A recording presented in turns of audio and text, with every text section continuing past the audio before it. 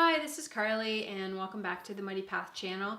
Today I'm going to be talking about diets. Don't tell my kids or they'll start running.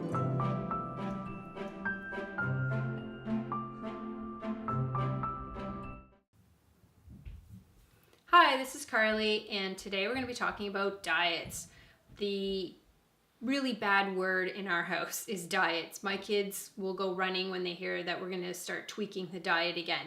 And of course, when we're saying diets, we're not talking about for weight loss. It's always about reducing inflammation and trying to get ourselves into optimal health. So we've done a lot of them over the years, and they're about 3 standard ones that most families will try with a child on the spectrum. So let's get into it, and our number 1 would be the gluten casein-free diet, GFCF.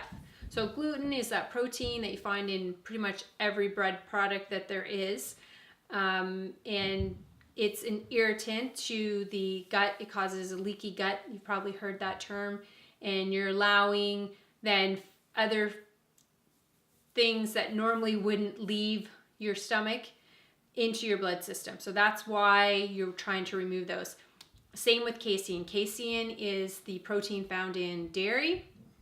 And again, it can be an irritant to a lot of people. So some people are just dairy free and some people are just gluten free. And then there's the gluten dairy free, and there's also soy free and of course sugar free. Everybody should be sugar free, but that's, of course sugar's so good, but you should be sugar free. So that's probably the biggest one. And I'm going to go into all of these into more detail into following videos. So stay tuned for those. Number 2 would be the AIP diet, which is the Autoimmune Protocol or the Ultimate Paleo Diet.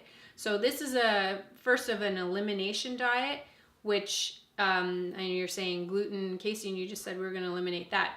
No, an elimination diet is actually when you take sort of everything and you kind of go back to just the basics, and then you're going to be adding in new foods every 3 to 4 days.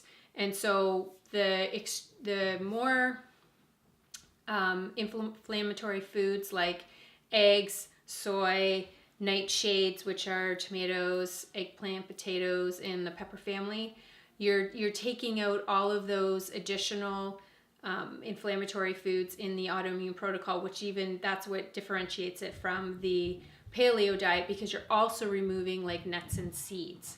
So that's that. Number 3 is the GAPS diet. GAPS is the gut and psychology syndrome. And you can do GAPS full or you can do GAPS intro. We did GAPS intro for 6 months. Then we followed it up with GAPS full. And this is also an elimination diet. It's based on the specific carbohydrate diet, the SCD diet, which has been around for a long time. And it's pretty extreme. I like to think of the GAPS diet is how it is after you've had like the flu, and everything you can't just automatically say, oh, the flu's over and start eating whatever you want. You have to go really, really slow. And that's what the GAPS is, and that's how I feel it sort of differs from the AIP. I would say is more like introducing first foods to an infant. The GAPS, you're actually using healing bone broths, you're adding in a lot of fermented foods, and you're going extremely, extremely slow. So again, like think about it like you've had the flu and for a really long time, and now you're trying to slowly heal that gut lining and reintroduce good bacteria to the gut. The Feingold diet is another one that kind of fits in with those two, and it's been around for a long time. We've never specifically done the Feingold diet. Again, a lot of these diets have things that overlap.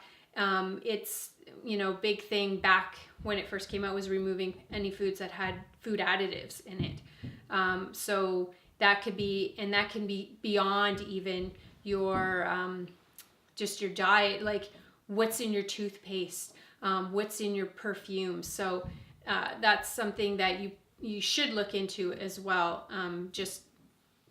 Not just the diet for your child, because it could be something else that's in the environment that's bothering them. So Those are the three main ones that you hear about.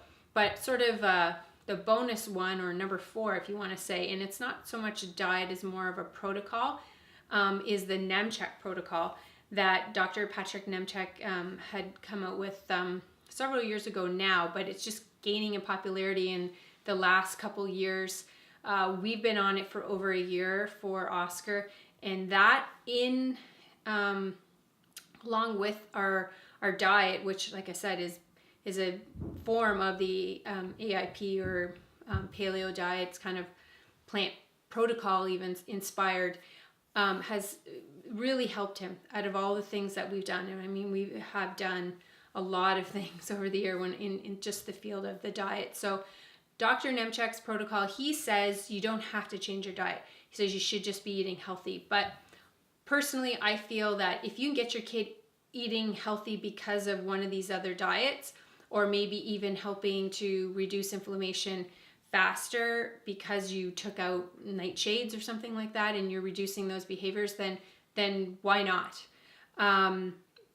Basically, you're removing your omega-6s, you're adding in omega-3s, you're healing with the omega-9s, which are like olive oil, and you're also he doesn't recommend probiotics, he recommends prebiotics, so inulin powder. So you're again, where you're entering the fermented foods in with the GAPs, with the Nemechek protocol, you're adding in the beneficial bacteria through inulin.